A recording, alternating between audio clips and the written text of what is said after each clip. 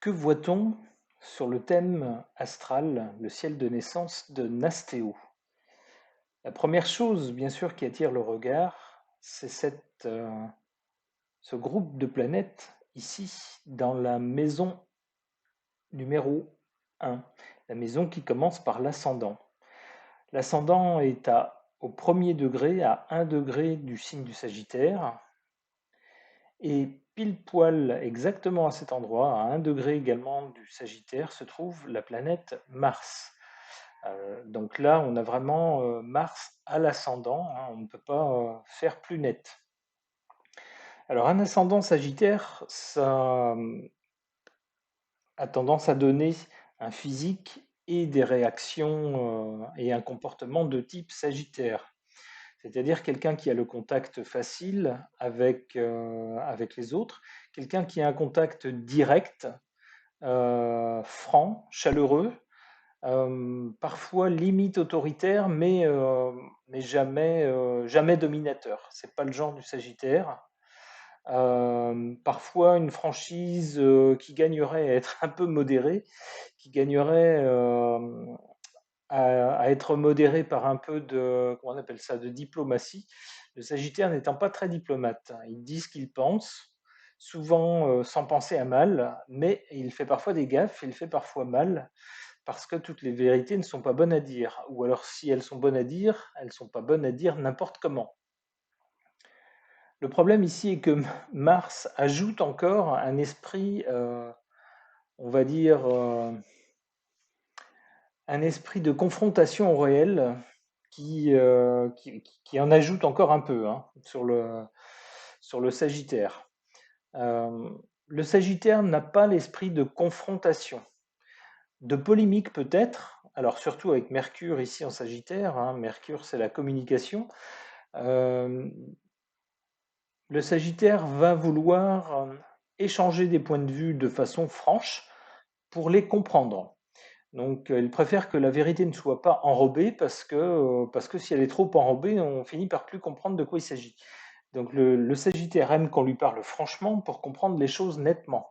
Le problème, c'est qu'il a tendance, lui aussi, à parler aux autres un peu trop nettement et à leur faire comprendre de façon un petit peu trop abrupte sa façon de penser. Et bien ici, Mars rajoute encore un peu de sel là-dessus. Avec Mars ici à l'ascendant, on veut imposer son point de vue, on veut faire passer son point de vue en force. Alors, ici Mars c'est l'action, hein. L'action sera donc de type Sagittaire. Donc une planète de feu dans un signe de feu, ça ne va pas donner quelqu'un qui reste assis dans son fauteuil, certainement pas. Alors le physique peut être marqué par le Sagittaire, c'est-à-dire un physique normalement plutôt élancé et plutôt sportif, à moins que d'autres éléments ici ne viennent en contradiction.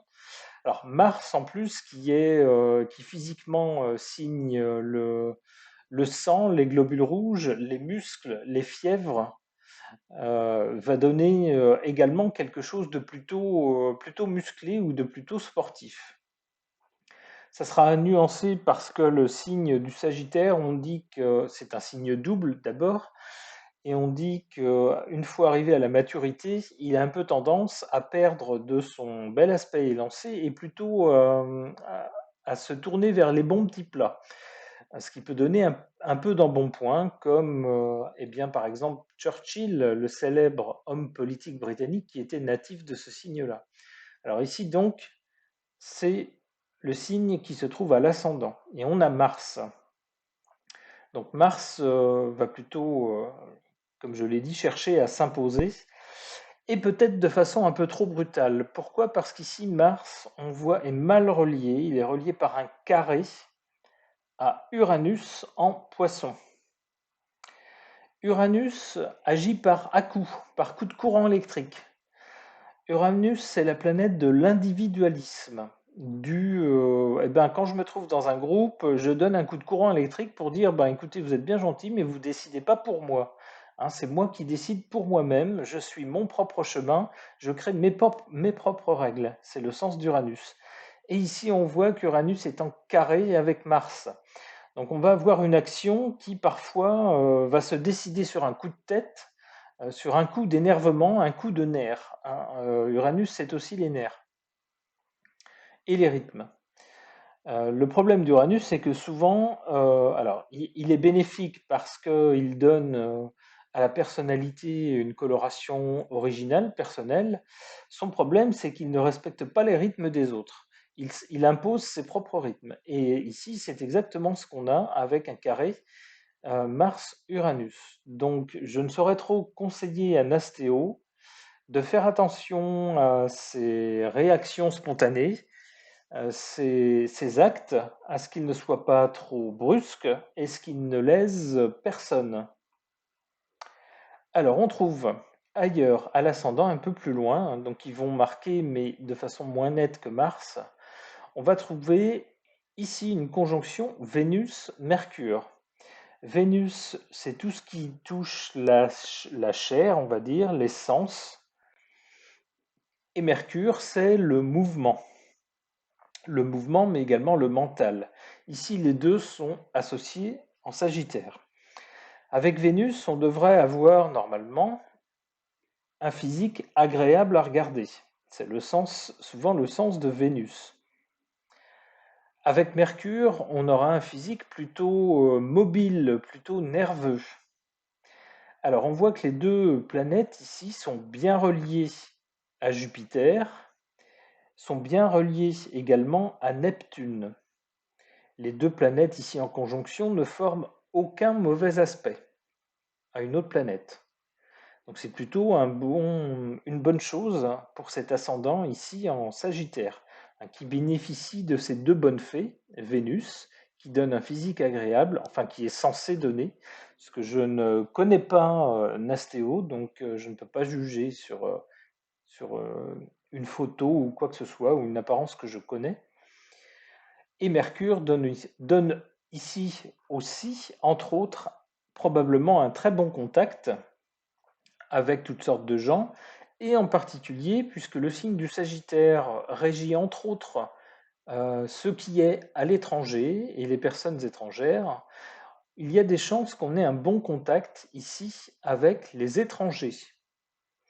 Alors, dans un thème astral féminin, ce qui est le cas, notons que la planète Mars symbolise l'amant ou le type d'homme vers lequel on est attiré. Alors ici, Mars en Sagittaire tendrait à dire que Nastéo est plutôt attiré par un type d'homme qui soit aurait des origines ou une culture ou qui aurait un lien avec l'étranger. C'est tout à fait possible. Alors, ce n'est pas une obligation évidemment, mais c'est tout à fait possible. D'autant plus que la planète maîtresse du Sagittaire, donc la planète qui a la maîtrise de cet ascendant, la planète maîtresse du Sagittaire, c'est Jupiter. Elle se trouve ici en Balance,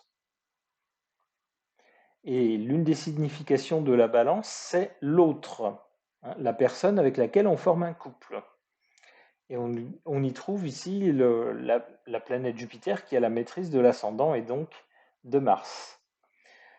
Donc ça tendrait à confirmer. Cela dit, encore une fois, Nastéo me confirmera si oui ou non elle a un attrait particulier pour les personnes venant de l'étranger ou ayant un rapport avec l'étranger. Alors, un autre commentaire sur Mars ici, l'action en Sagittaire. On voit que cette planète, si elle forme un mauvais aspect à Uranus, elle forme en revanche un excellent aspect ici à Saturne en Cancer. On a un beau trigone entre les deux. Alors ça veut dire quoi? Eh bien ça veut dire que l'action ici est soutenue par Saturne qui a le sens d'une prise de responsabilité et du temps. Donc on a une action ici qui s'inscrit dans le temps, qui porte ses fruits dans le temps et qui est parfaitement soutenue par un Saturne ici qui pèse le pour et le contre avant d'agir. On n'agit pas n'importe comment. Alors même si on peut agir sur un coup de tête, mine de rien, on évalue euh, ce qu'on a à gagner, ce qu'on a à perdre, et comment notre action peut impacter dans le temps. On peut en tirer des bénéfices dans le temps. Et ici, on voit que le temps joue en la faveur de ce Mars ici en Sagittaire. Un peu plus loin, toujours dans cette première maison, ici, qui va jusqu'ici. Ici, on a la maison 2. Donc avant, on est toujours dans la première maison. On trouve Pluton en Sagittaire. Alors Pluton, c'est les instincts, et entre autres, les instincts qui font qu'on va avoir du magnétisme ou pas. Ici, dans la maison 1, eh bien, on devrait avoir normalement quelqu'un d'attirant. Alors, je me répète, mais ici pour une autre raison. Ici, on a vraiment un magnétisme, quelque chose qu'on ne sait pas trop décrire, d'autant plus qu'on voit ici que Pluton forme une conjonction avec Vénus. Alors, Pluton-Vénus, c'est vraiment l'alliance qui signe l'attirance physique.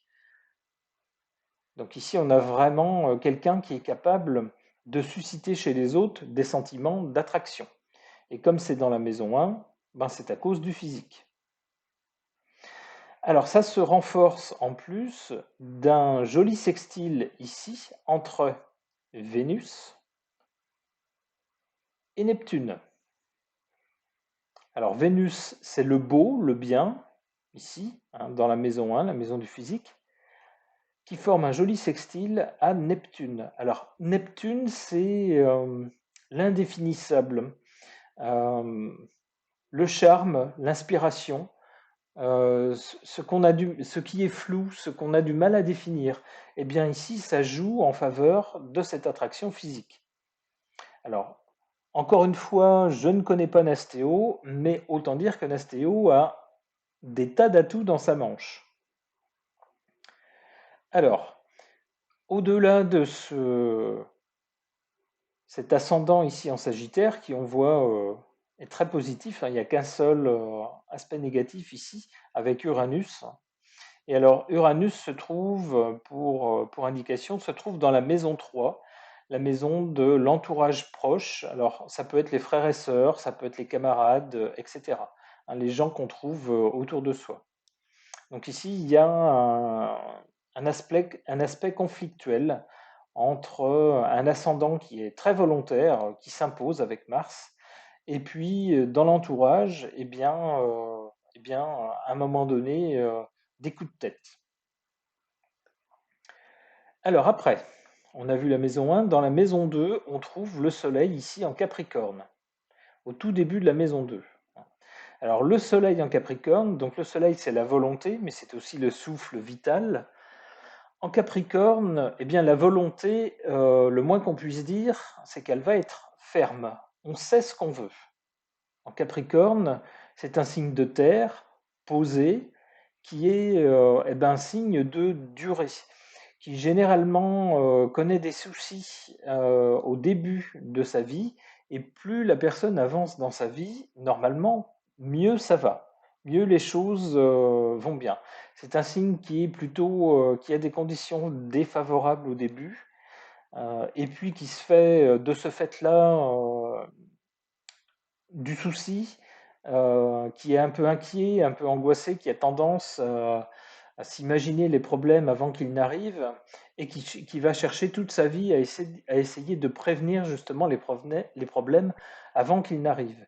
Et de ce fait, en étant prévoyant, c'est quelqu'un qui, mine de rien, va avancer dans la vie et contourner ou vaincre les problèmes alors que les autres s'y font prendre. Ce qui fait qu'arriver dans la deuxième partie de la vie, c'est quelqu'un qui va pouvoir être beaucoup plus serein. Alors ici, donc, la vitalité en Capricorne,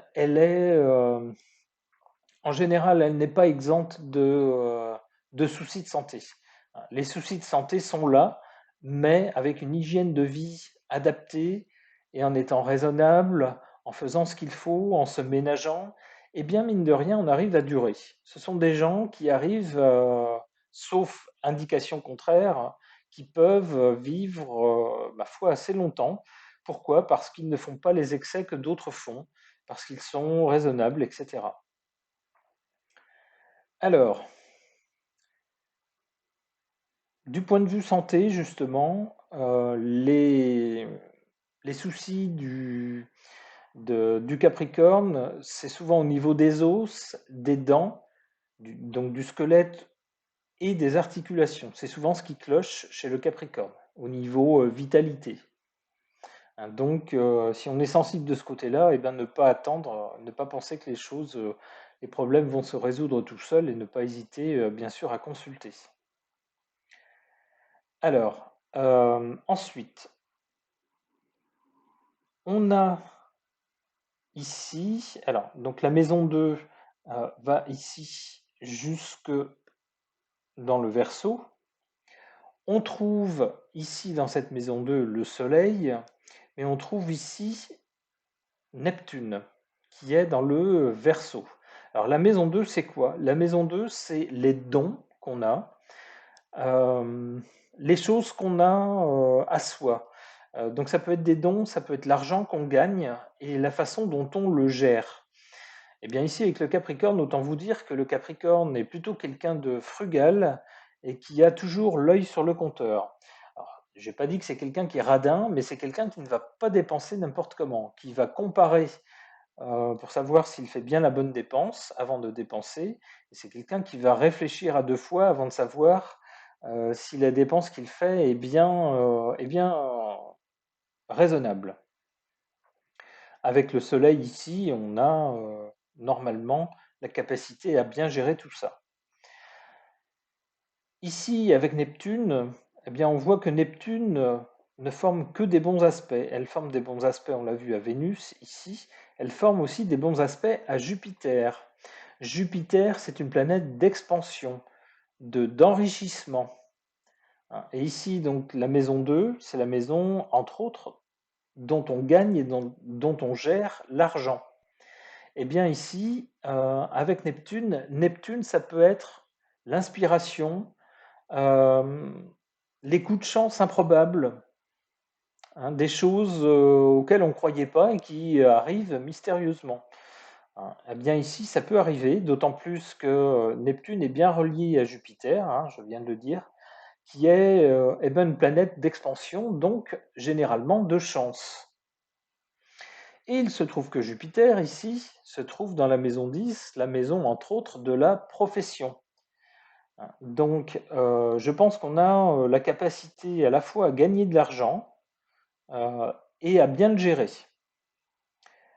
Et à avoir aussi, de ce point de vue-là, quelques petits coups de chance qui devraient aider dans la vie. Alors, ensuite, la maison 3, ici. Elle commence en Verseau. Alors la maison 3, c'est quoi? J'ai oublié de le dire. La maison 3, c'est l'entourage. Ça peut être les frères et sœurs, ça peut être quand on fait des études, les camarades, etc. Elle commence en Verseau, donc ça laisse penser qu'on va avoir un entourage, dans l'entourage des gens assez originaux. Hein, le Verseau étant le signe justement de l'originalité, de l'invention, à la fois de la fraternité, mais du côté assez personnel. Donc, on est amis avec tout le monde, mais on est pour que chacun soit différent. Et la planète maîtresse du Verseau, on la retrouve dans la même maison. D'où l'importance de cette maison. Alors, on a vu que ici, Uranus était mal relié à Mars, ce qui laisse penser à des actes impulsifs, brutaux parfois, des dérapages, hein, un peu violents dans l'entourage. En revanche, on voit ici que Uranus est bien relié à la Lune, ici. La Lune en Cancer. Alors, la Lune, c'est déjà quelque chose de maternel, de familial. Hein, c'est le petit cocon où on se sent bien. La Lune représente aussi comment on se sent, hein, à l'intérieur de soi. Eh bien, ici, on voit qu'Uranus, hein, qui est un facteur d'individualisme en maison 3, est bien relié à la façon dont on se sent à l'intérieur. Alors, cette lune ici, en Cancer, elle est chez elle, elle est vraiment dans son signe. Donc, c'est dire l'importance du monde intérieur, des sentiments, du ressenti, des émotions qu'on ressent, qui sont ici en Cancer. Hein. Donc, on n'en finit plus de ressentir tout un tas de choses. On est très très sensible, on a une grande sensibilité ici avec la Lune en Cancer. Alors cette lune en cancer, si elle est un bon facteur, euh, comment dire, pour donner une couleur assez personnelle à la personnalité, ici avec Uranus, en revanche, on voit que cette lune en cancer n'est pas très bien reliée à Jupiter et n'est pas bien reliée non plus ici au Soleil. Alors, ici, on a une volonté en Capricorne. La volonté ici, elle est froide, nette, chiffrée et factuelle. Eh bien, elle ne s'entend pas très bien avec cette émotion ici en Cancer qui est un peu, qui n'est pas du tout domestiquée, qui est rêveuse, qui se laisse emporter par la mémoire, par les rêveries, par la sensibilité à toutes sortes de signes qu'on peut détecter dans l'entourage. On ne saura jamais s'ils sont vrais ou pas, mais on laisse l'imagination nous emporter. On voit que ça se marie très mal avec ce soleil, cette volonté froide ici en Capricorne. Alors ça veut dire quoi? Eh bien quand on a une opposition comme ça veut dire que tout au long de la vie, on sera tiraillé entre ces deux pôles.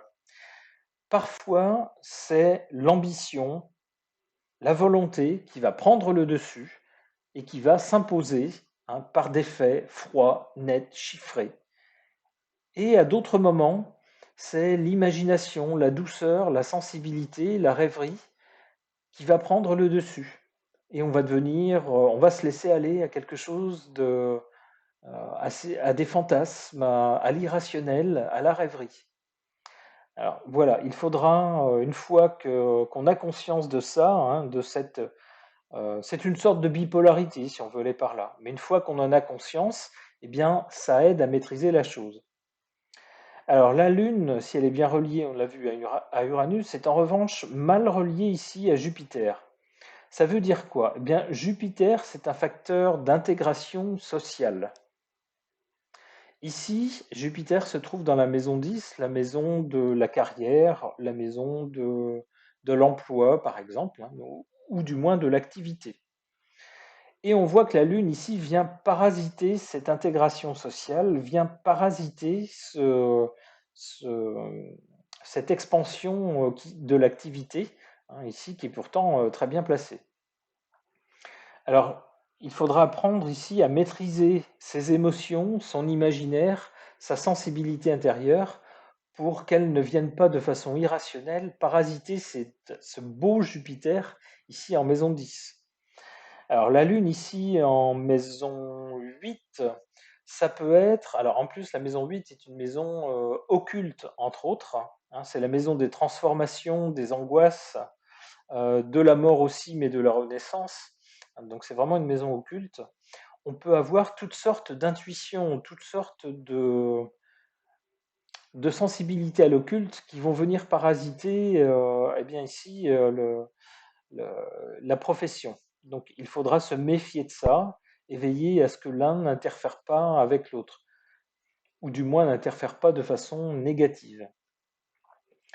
Alors dans cette maison 8, on trouve aussi Saturne.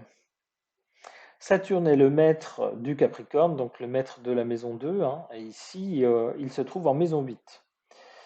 On peut avoir alors Saturne, qui est une planète très froide, très factuelle, très rigide, qui se confronte aux faits, à la réalité, qui n'accepte que ça d'ailleurs, et qui demande à la personne de prendre ses responsabilités, qui la met seule face à ses responsabilités. Eh bien ici, elle n'est pas du tout à sa place dans le signe doux, rêveur, maternel du Cancer. C'est la raison pour laquelle, puisqu'elle vient du signe d'en face, qu'on dit qu'elle est en exil dans ce signe. C'est que ses valeurs ne correspondent pas du tout aux valeurs du signe. Alors Saturne en Cancer, le Cancer étant entre autres le signe de l'enfance ou de la famille, il est possible qu'on ait vécu un deuil, par exemple, ou une responsabilité très lourde à porter dans l'enfance, dans la petite enfance, ou qu'un deuil ait touché la famille. En maison 8, c'est tout à fait possible. Ou qu'on ait eu à subir une épreuve, par exemple, dans l'enfance, ou qu'une épreuve ait touché la famille. Alors, on voit qu'il y a, en plus, on voit la lune noire ici, on voit donc qu'on a quelque chose à surmonter de l'ordre du familial ou de l'enfance. Saturne, ici, on l'a vu, en revanche, est bien relié à Mars, hein. Ça laisse penser que si on a subi une épreuve de l'ordre d'un deuil ou d'une mise face à des responsabilités dans l'enfance ou dans l'univers familial, Mars, c'est-à-dire la capacité qu'on a à prendre les choses en main, à se confronter au réel, à agir, peut nous sortir d'affaire ici. Enfin, on voit ici que la maison 10 ou le milieu du ciel qui tombe en Vierge, hein, eh bien, abrite ici Jupiter. Alors Jupiter, on ne pouvait pas rêver meilleure planète ici dans cette maison 10, hein. Alors autant à l'opposé, ici, on a le fond du ciel. Le fond du ciel, c'est la famille d'origine, nos origines, ce dont on hérite, là d'où l'on vient. Autant ici, le milieu du ciel, c'est là vers où on se dirige dans la vie, en quelque sorte le destin. Ça peut être notre position sociale à venir, ça peut être notre profession ou notre activité. Ici, on a Jupiter en balance. Alors, avec Jupiter en balance, d'abord, indépendamment des signes, Jupiter, on l'a vu tout à l'heure, c'est un facteur une planète d'expansion, d'accroissement, d'enrichissement, généralement considérée comme bénéfique si elle ne reçoit pas de mauvais aspects. Ici, elle reçoit un mauvais aspect de la Lune, hein, ici, hein, qui tend à parasiter un peu avec des ressentis, des craintes, peut-être des peurs, des choses irrationnelles. Mais en revanche, Jupiter aussi, ici, est très bien relié à Vénus, très bien relié à Pluton. Alors ça, c'est important, parce qu'on a des instincts ici puissants, hein, dans un signe de feu, qui soutiennent ici cette planète. Et on a aussi ici Neptune, qui donne d'excellentes intuitions, hein, des coups de chance aussi, des impressions qui sont ici très bonnes, hein, qui soutiennent cette planète-là. Alors, la carrière, on peut la faire dans quoi?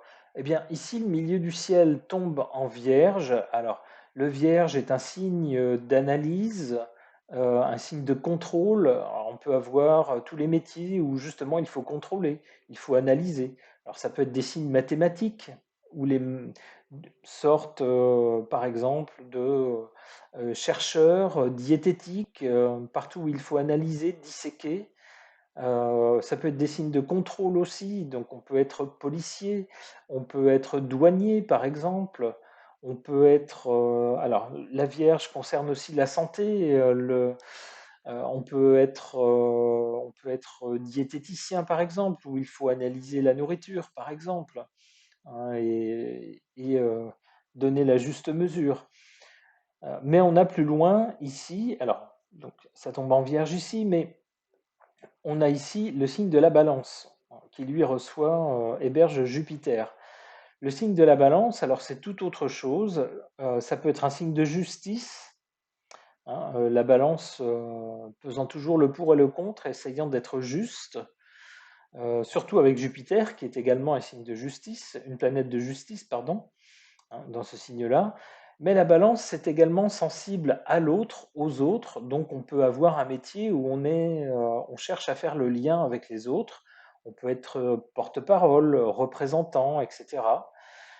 La balance est également le signe du beau et du bien, entre autres du bien-être. Donc, on peut avoir aussi un métier ayant trait à la mode, à l'esthétique, à ce genre de choses, hein. Ici, c'est tout à fait positif avec le signe de la balance. Alors, une chose aussi, ici, on a cette relation pas très bonne entre la Lune et Jupiter. Alors, Jupiter est une planète d'expansion et la Lune, entre autres choses, signifie la nourriture et le mode d'alimentation. Donc ici, attention à ne pas avoir un coup de fourchette un peu excessif qui pourrait donner quelques petits problèmes de santé. Alors, quel problème de santé? Eh bien, Jupiter signifie les artères et les hanches. Donc, attention à l'alimentation, attention à ne pas exagérer, hein, et si jamais, en voyant ce thème, on en prend conscience, c'est tant mieux. Ça peut aider justement à se réguler. Enfin, avec un ascendant en Sagittaire flanqué d'un Mars à l'ascendant, normalement, on devrait être suffisamment sportif pour se secouer un peu, hein, et savoir éliminer de mauvais kilos superflus si on les prend à cause d'une alimentation pas très raisonnable.